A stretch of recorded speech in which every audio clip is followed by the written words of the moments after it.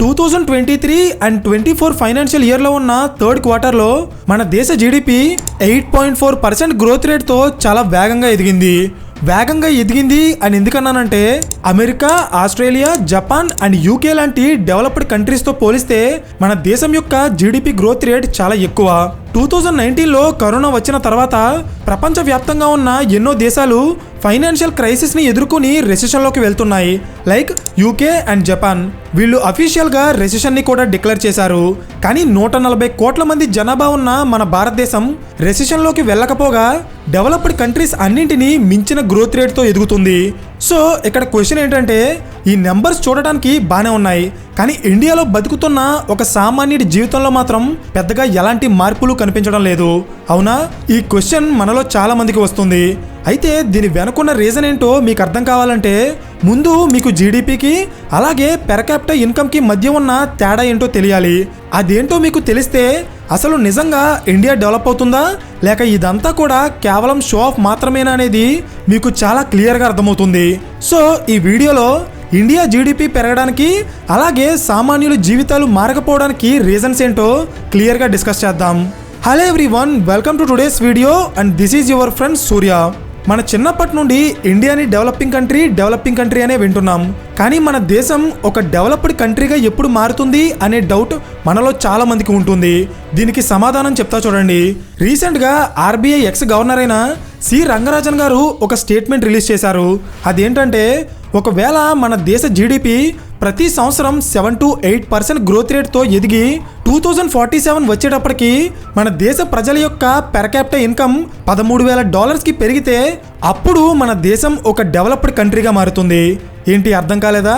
పర్వాలేదు, నేను ఎక్స్ప్లెయిన్ చేస్తాను, కానీ ఒకసారి ఈ స్టేట్మెంట్ని మాత్రం జాగ్రత్తగా గమనించండి. ఎందుకంటే మన దేశం డెవలప్ అవ్వకపోవడానికి రీజన్స్ ఏంటో ఇందులోనే ఉన్నాయి. Number 1 GDP growth rate, number 2 per capita income. మీకు అర్థమయ్యేలా సింపుల్గా చెప్తా చూడండి. జీడిపి అంటే ఒక సంవత్సర కాలంలో ఒక దేశంలో ఉత్పత్తి అయ్యే గూడ్స్ అండ్ సర్వీసెస్ యొక్క టోటల్ వాల్యూని కలిపి జీడిపి అంటారు, గ్రాస్ డొమెస్టిక్ ప్రోడక్ట్. ఈ జీడిపి ప్రతి సంవత్సరం ఎంత పర్సెంట్ గ్రో అవుతుందో దాన్నే జీడిపి గ్రోత్ రేట్ అంటారు. నెక్స్ట్ పెర్ క్యాపిటా ఇన్కమ్ అంటే ఒక సంవత్సర కాలంలో ఒక సాధారణ వ్యక్తి యావరేజ్గా ఎంత డబ్బు సంపాదిస్తాడో దాన్నే పెర్ క్యాపిటా ఇన్కమ్ అంటారు. సో సింపుల్గా జీడిపి అంటే ఒక సంవత్సరంలో దేశం మొత్తం సంపాదించే ఆదాయం, పెర్ క్యాపిటా ఇన్కమ్ అంటే దేశంలో యావరేజ్గా ఒక కామన్ మ్యాన్ సంపాదించే ఆదాయం. అర్థమైందా? ఇదంతా చూసి ఏదో ఎకనామిక్స్ క్లాస్ చెప్తున్నాను అనుకోకండి, ఎందుకంటే ఇది అర్థమైతేనే మన దేశ పరిస్థితి మీకు అర్థమవుతుంది. ఒకసారి ఈ డేటా చూడండి. 2024 లెక్కల ప్రకారం ప్రపంచంలోనే అతిపెద్ద ఎకానమీస్ యొక్క లిస్ట్ ఇది. ఇందులో ఇండియా 5th ర్యాంక్లో ఉంది.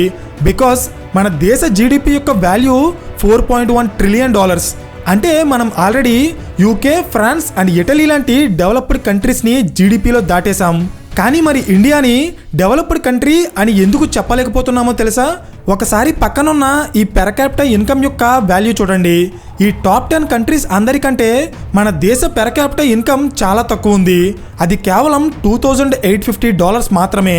అంటే 140 కోట్ల మంది జనాభా ఉన్న మన ఇండియాలో సంవత్సరానికి యావరేజ్గా ఒక కామన్ మ్యాన్ సంపాదించేది కేవలం $2,35,000 మాత్రమే. ఇది టాప్ 10 లిస్ట్లో ఉన్న అన్ని దేశాల కంటే చాలా తక్కువ. ఇప్పుడు అర్థమైందా? ఇండియా జీడిపిలో 5th లార్జెస్ట్ కంట్రీ అయినా కూడా డెవలప్డ్ కంట్రీ ఎందుకు అవ్వలేదో? బికాస్ మన దేశంలో జీడిపి పెరిగినంత వేగంగా పెర్ క్యాపిటా ఇన్కమ్ పెరగదు. అందుకే వీడియో స్టార్టింగ్లో సి రంగరాజన్ గారి స్టేట్మెంట్ని ఫోకస్ చేయండి అని చెప్పాను. ఎందుకంటే ఆ స్టేట్మెంట్లో ఆయన ఇండియా డెవలప్ అవ్వాలంటే కేవలం 7 to 8% గ్రోత్ రేట్ మాత్రమే కాదు, $13,000 పెర్ క్యాపిటా ఇన్కమ్ ఉండాలి అని చెప్పారు. అంటే సగటు భారతీయుడు సంవత్సరానికి 10 లక్షలు సంపాదించాలి. అప్పుడే మన దేశం ఒక డెవలప్డ్ కంట్రీగా మారుతుంది. సో అసలు ఇండియాలో పెర్ క్యాపిటా ఇన్కమ్ పెరగకపోవడానికి రీజన్స్ ఏంటో తెలుసుకునే ముందు కరోనా తర్వాత ప్రపంచమంతా రెసిషన్లోకి వెళ్తుంటే అసలు మన దేశ జీడిపి ఎంత వేగంగా ఎందుకు డెవలప్ అవుతుందో తెలుసుకుందాం. Reason number 1 service sector. ఇది మన అందరికీ తెలిసిందే. మన దేశ ఆర్థిక వ్యవస్థ 53%కి పైగా సర్వీస్ సెక్టార్ మీదే ఆధారపడి ఉంది. సర్వీస్ సెక్టార్ అంటే కేవలం సాఫ్ట్వేర్ ఇండస్ట్రీ మాత్రమే కాదు, logistics, transportation, retail, customer service, education, health care etcetera ఇవన్నీ కూడా సర్వీస్ సెక్టార్లో భాగమే. గత కొన్నేళ్లుగా సర్వీస్ సెక్టార్లో ఉన్న ఎన్నో ఫీల్డ్స్లో ఇండియా చాలా వేగంగా డెవలప్ అవుతూ మన దేశంలో ఉన్న ఎంతోమంది యువతకి ఎంప్లాయ్మెంట్ని క్రియేట్ చేస్తుంది. అంతేకాదు సాఫ్ట్వేర్ ఇండస్ట్రీ కూడా మన దేశంలో చాలా వేగంగా గ్రో అవుతుంది. ప్రతి సంవత్సరం మన దేశ జీడిపికి ఒక్క సాఫ్ట్వేర్ సెక్టార్ నుండే $245 బిలియన్ ఆదాయం వస్తుంది. అంటే మీరే అర్థం చేసుకోండి దేశ అభివృద్ధికి ఐటీ సెక్టార్ ఎంత కంట్రిబ్యూట్ చేస్తుందో. Reason number 2, Indian startups. Last 5 to 6 years నుండి మన దేశంలో స్టార్టప్ ఎకోసిస్టమ్ అనేది చాలా వేగంగా డెవలప్ అవుతుంది. అంతేకాదు ప్రపంచంలో అత్యధికంగా స్టార్టప్ కంపెనీలు పుట్టుకొస్తున్న దేశాల్లో ఇండియా 3rd ప్లేస్లో ఉంది. 2023 లెక్కల ప్రకారం మన దేశంలో గవర్నమెంట్ రికగ్నైజ్ చేసిన స్టార్టప్ కంపెనీలు 114,000కి పైగా ఉన్నాయి. ఇందులో 111 కంపెనీలు యూనికార్న్స్గా రికగ్నైజ్ చేయబడ్డాయి. అంటే ఒక చిన్న స్టార్టప్ కంపెనీగా మొదలయ్యి దాని వాల్యుయేషన్ ఎప్పుడైతే $1 బిలియన్ దాటుతుందో, అంటే సుమారు 8,000 కోట్ల రూపాయలు దాటుతుందో అప్పుడు ఆ స్టార్టప్ కంపెనీని యూనికార్న్గా అనౌన్స్ చేస్తారు. అలాంటి యూనికార్న్స్ మన దేశంలో ఇప్పటికీ 111 ఉన్నాయి. Like Flipkart, PhonePe, Byju's, Zomato, Zerodha, Paytm etcetera. ఇవన్నీ కూడా ఇండియన్ యూనికార్న్స్లో భాగమే. స్టార్టప్ కంపెనీలు పెట్టడం వల్ల దేశంలో ప్రొడక్ట్స్ అండ్ సర్వీసెస్ పెరగడం మాత్రమే కాదు చాలా వరకు ఎంప్లాయ్మెంట్ కూడా క్రియేట్ అవుతుంది. సో మన దేశ డెవలప్మెంట్లో ఈ స్టార్టప్ కంపెనీల యొక్క కంట్రిబ్యూషన్ కూడా చాలా ఉంది. Reason number 3, demographic dividend. ఇది ఎకనామిక్స్కి సంబంధించిన ఒక కోర్ కాన్సెప్ట్. కానీ ఇది ఎందుకు చెప్తున్నానంటే మన దేశం డెవలప్ అవ్వడానికి ఇది చాలా కీ రోల్ ప్లే చేసింది. ఎలా అంటే ఎప్పుడైతే ఒక దేశ జనాభాలో పనిచేసే వాళ్ళ సంఖ్య పెరుగుతుందో, లైక్ 20 ఏళ్ల నుండి 60 ఏళ్ల మధ్యలో ఉన్న జనాభా యొక్క సంఖ్య పెరుగుతుందో అప్పుడు ఆ దేశం చాలా వేగంగా డెవలప్ అవుతుంది. దీన్నే డెమోగ్రఫిక్ డివిడెండ్ అంటారు. ప్రెజెంట్ మన దేశానికి ఇది ఒక అడ్వాంటేజ్గా మారింది. బికాస్ మన దేశంలో పనిచేస్తున్న అలాగే పని చేయడానికి సిద్ధంగా ఉన్న జనాభా చాలా ఎక్కువగా ఉంది. ఇంకా పర్టికులర్గా చెప్పాలంటే మన దేశంలో ఉన్న టోటల్ జనాభాలో 65% జనాభా యొక్క వయసు 35 ఏళ్ల కంటే తక్కువే. ఇక్కడ మీకు మరొక కాన్సెప్ట్ చెప్పాలి. అదేంటంటే రీసెంట్ టైమ్స్లో ఇండియా నుండి చాలామంది యువత విదేశాలకు వెళ్ళిపోతున్నారు. ఇది ఒక రకంగా మన దేశానికి ప్రాబ్లం క్రియేట్ చేసిన ఫారెన్ రెమిటెన్స్ రూపంలో ఇది మన దేశానికి చాలా అడ్వాంటేజ్ అవుతుంది. ఫారెన్ రెమిటెన్స్ అంటే ఏంటి అనుకుంటున్నారా? చెప్తా చూడండి. ఇండియా నుండి విదేశాలకి వెళ్ళిన వాళ్ళు అక్కడ కష్టపడి పనిచేసి వాళ్ళు సంపాదించిన డబ్బుని మళ్ళీ ఇండియాకే పంపిస్తారు. అలా వచ్చే డబ్బునే ఫారెన్ రెమిటెన్స్ అంటారు. ఇలా ప్రతి సంవత్సరం విదేశాల్లో ఉన్న మన వాళ్ళు మన దేశానికి పంపించే డబ్బు ఎంతో తెలుసా? $125 బిలియన్, అంటే సుమారు 10 లక్షల కోట్ల రూపాయలకి పైనే. ఇది ఎలా సాధ్యపడిందంటే మన దేశంలో పనిచేసే జనాభా ఎక్కువ ఉండటం వల్లే.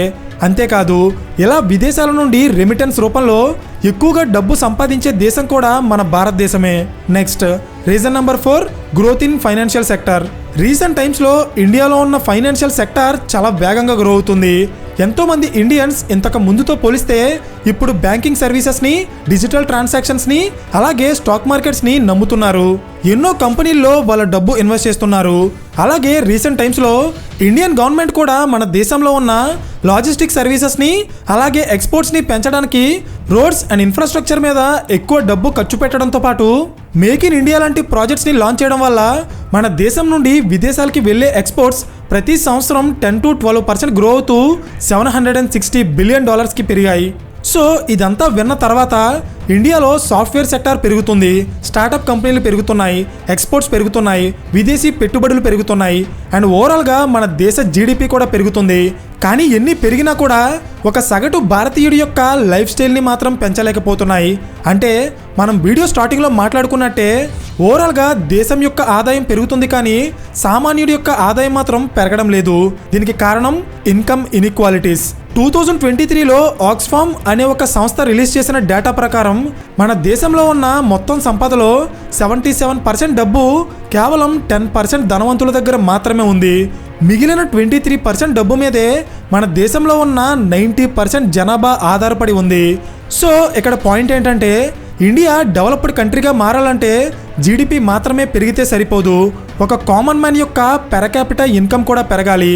కానీ మరి ఇంత తక్కువ డబ్బు మీద ఇంత ఎక్కువ జనాభా ఆధారపడి ఉంటే వాళ్ళ పెర్ క్యాపిటల్ ఇన్కమ్ ఎలా పెరుగుతుంది? ఇది నేను ఏదో ఒక గవర్నమెంట్నో లేక పొలిటికల్ పార్టీనో సపోర్ట్ చేయడానికో లేక అపోజ్ చేయడానికో మాట్లాడటం లేదు. బికాస్ ఇది మన దేశంలో ఉన్న రియాలిటీ. అలాగే ఈ ఇన్కమ్ ఇన్ఈక్వాలిటీస్ కూడా నిన్నో మొన్నో వచ్చినవి కాదు. మనకి స్వతంత్రం వచ్చిన దగ్గర నుండి మన దేశం ఇలాగే ఉంది. సడన్గా దీన్ని మార్చడం కూడా అంత ఈజీ కాదు, ఎందుకంటే మన దేశ జనాభా చాలా ఎక్కువ. సో ఇక్కడ ఒకేసారి ప్రజల యొక్క ఇన్కమ్ని పెంచాలంటే అది అంత సింపుల్ కాదు. కానీ దాన్ని గవర్నమెంట్ తలుచుకుంటే చేయగలదు. ఎలా అంటే గవర్నమెంట్ తీసుకొచ్చే ప్రతి పాలసీ కూడా ప్రజల యొక్క ఇన్కమ్ని అలాగే స్టాండర్డ్ ఆఫ్ లివింగ్ని పెంచేలా ఉండాలి. కానీ ఫ్యూచర్లో ఓట్లు రప్పించుకోవడానికో లేక ఏదో ఒక స్పెసిఫిక్ కంపెనీకి లబ్ధి చేకూర్చడానికో వాళ్ళు ప్రజల డబ్బుని ఎప్పుడూ ఖర్చు చేయకూడదు. ఒకవేళ అలా చేస్తే మీరు గవర్నమెంట్స్ ఇచ్చే ఉచిత పథకాలు ఎన్ని సంవత్సరాలు తీసుకున్నా మీ లైఫ్ స్టైల్లో కానీ మీ పెర్ క్యాపిటల్ ఇన్కంలో కానీ ఎలాంటి మార్పు ఉండదు. పెర్ క్యాపిటల్ ఇన్కంలో మార్పు లేకపోతే ఇండియా 5th లార్జెస్ట్ ఎకానమీ నుండి 3rd లార్జెస్ట్ ఎకానమీగా మారచ్చు, కానీ డెవలప్డ్ కంట్రీగా మాత్రం ఎప్పటికీ మారలేదు. ఐ థింక్ ఇప్పటికే మీకు అర్థమైంది అనుకుంటున్నాను ఇండియా జీడిపిలో ఎంత వేగంగా ఎదిగినా డెవలప్డ్ కంట్రీగా ఎందుకు మారలేదో. సో మన దేశంలో ఇన్కమ్ ఇన్ఈక్వాలిటీస్ పెరగడానికి ఇంకా ఏమైనా రీజన్స్ మీ దగ్గర ఉంటే అవి తప్పకుండా కింద కామెంట్ చేయండి. ఫ్యూచర్ కేస్ స్టడీస్లో మనం వాటిని కవర్ చేద్దాం. సో ఫైనల్లీ మా ఛానల్లో business, politics and economic case studies మూడింటిని కవర్ చేయడానికి ట్రై చేస్తున్నాం. బికాస్ ఒక సామాన్యుడికి ఈ మూడింటి మీద ఎప్పుడైతే ఒక ఐడియా వస్తుందో అప్పుడు తను బిజినెస్ చేయాలన్నా, డబ్బు ఇన్వెస్ట్ చేయాలన్నా, లేక దేశ భవిష్యత్ని డిసైడ్ చేయాలన్నా ఒక సరైన నిర్ణయం తీసుకోగలుగుతారు. సో ఈ ఎకనామిక్ కేస్ స్టడీస్ అర్థం చేసుకోవడానికి కాస్త కష్టంగా ఉండొచ్చు, కానీ మీ రియల్ లైఫ్లో ఇవి చాలా యూజ్ అవుతాయి. సో మీకు ఏమైనా డౌట్ ఉన్నా, ఏదైనా టాపిక్ని సజెస్ట్ చేయాలనుకున్నా దాన్ని కింద కామెంట్ చేయండి. అండ్ ఈ వీడియో మీకు నచ్చితే ఖచ్చితంగా లైక్ చేయడం మర్చిపోకండి. So thank you for watching and I will see you in the next video. Till then this is your friend Surya signing of.